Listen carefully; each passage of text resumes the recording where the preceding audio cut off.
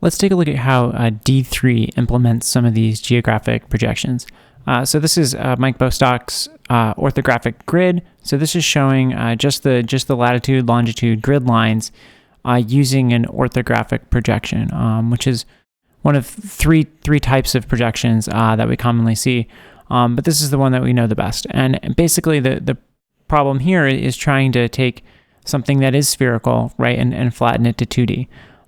If we look at this globe rotating, we can see that there are straight continuous lines.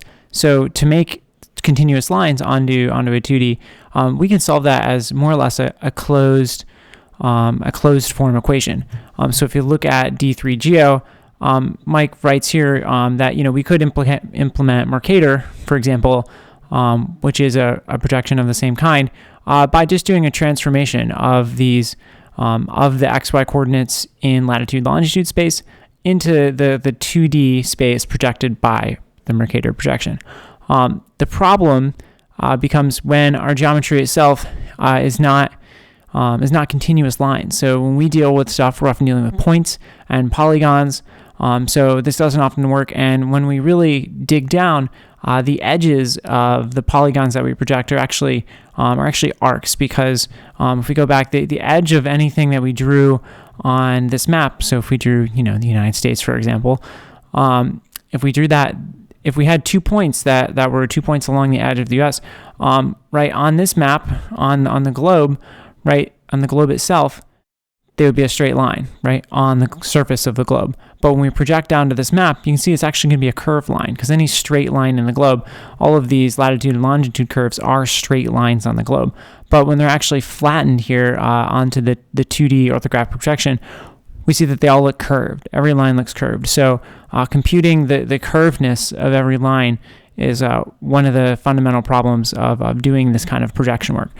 Thankfully, D3 takes care of a lot of these details and even more details like winding numbers and a lot of fun math. But we don't have to think about that. So there's a package that comes with D3go, and this is D3go Projection, which provides a number of different projections of a world map.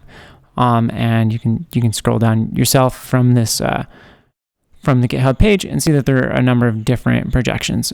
So if we look at some of those, this is just the world map data filled in here, colored by the population, and this is using the Mercator projection. So we can see, this is our standard D3 code. We declare our margins. This is the color scale. GeoPath is which is exposed by D3go, which does the projections itself, and then we'll define our projection and put that into GeoPath. So we use that projection, which here is GeoMercator.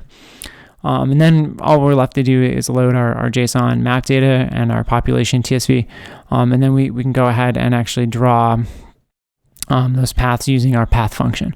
So this line here, line 42, really does all the magic of actually drawing those paths for us, and that's about all there is to it. So what we can do is, now that we have defined this projection, here we define it as Mercator, it's pretty easy for us to change the projection. So for example, at the top of the list, I think we saw the ATOF projection. So we can go ahead and define that and run it. And we end up with something that looks a little bit more like this. So here things have been mapped to a more spherical shape, and it's not the standard map that we're used to looking at. We can look at a few more of these projections for fun.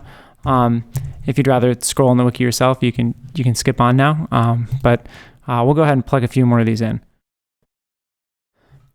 This is the AUKUS projection. Again, looks quite a bit different from things that we've seen before. So I always think these are fun looking at new projections. And here everything looks kind of curved more towards the top, which is what you'll see if you plot the grid lines themselves. Let's look at two more.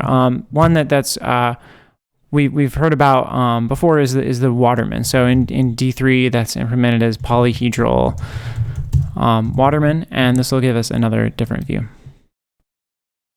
And this is known as Waterman's butterfly, right? Where everything here is projected more or less from the center. So there are actually 6 lobes here, and we can see all of the different countries. So it's interrupted, but you can see because of the way that the Waterman drew this, all of the land masses look contiguous here.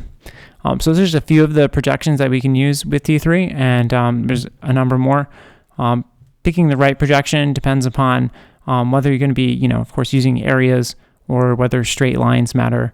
And a lot of more recent looks at map projections have tended towards things that map areas correctly, because that's often what we're using maps for right now.